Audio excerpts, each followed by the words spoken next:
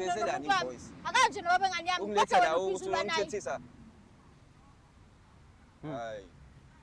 Ayikho right. Hey mfethu mina I need to understand ukuthi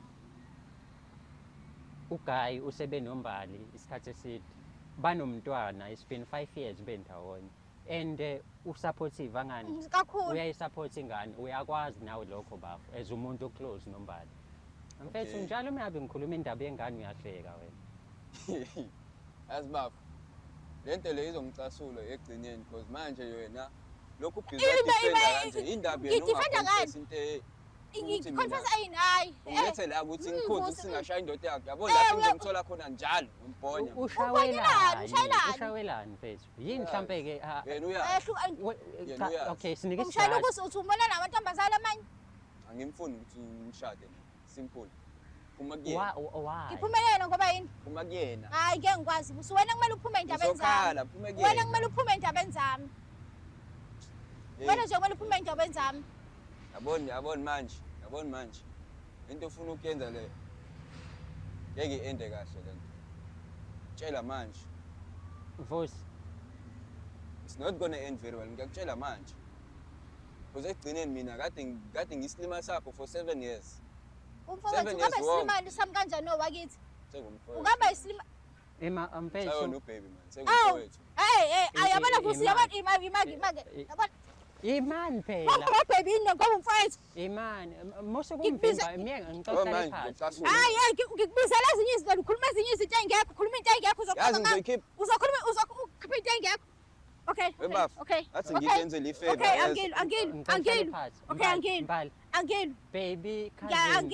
Ngiyacela ukukhuluma nomzala wami. Athi ngiyenze le favor. Ngiyacela ukukhuluma nomzala wami. Ngiqedwe ishow yakho yazi.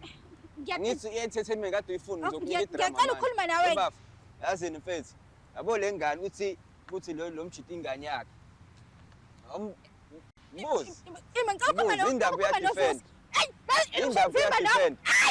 Mfethu. Indaba ya defend. Mbali walo mbali kanti neqiniso kanti mbali. Ngifuna ukuba nomzala wami. Nangu nje umzala ukhona. Awutshela sigwara sakho. Mfethu, mina ngikhathele lo muntu serious. Ungithathela. Kwenzalani mfethu? Ngifuna ukuba nomzala wami.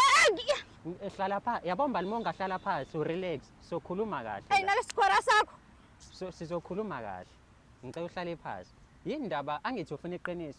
Why manje iqiniso when is about to come out kube ukuthi wena uyasukuma uyalwa manje? Cha mina into engimizela yona ukuthi akahlukane nobaba engane phansi.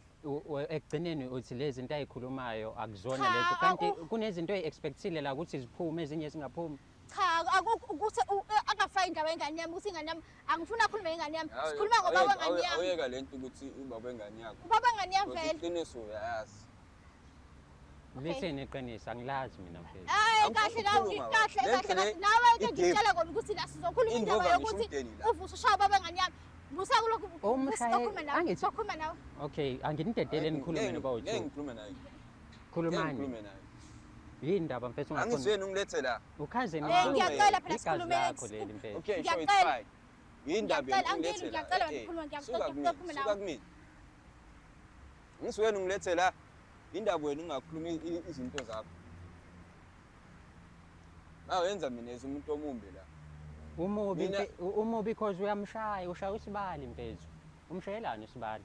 Yazi webafu empilweni sometimes umuntu ngakuprovoke to that point.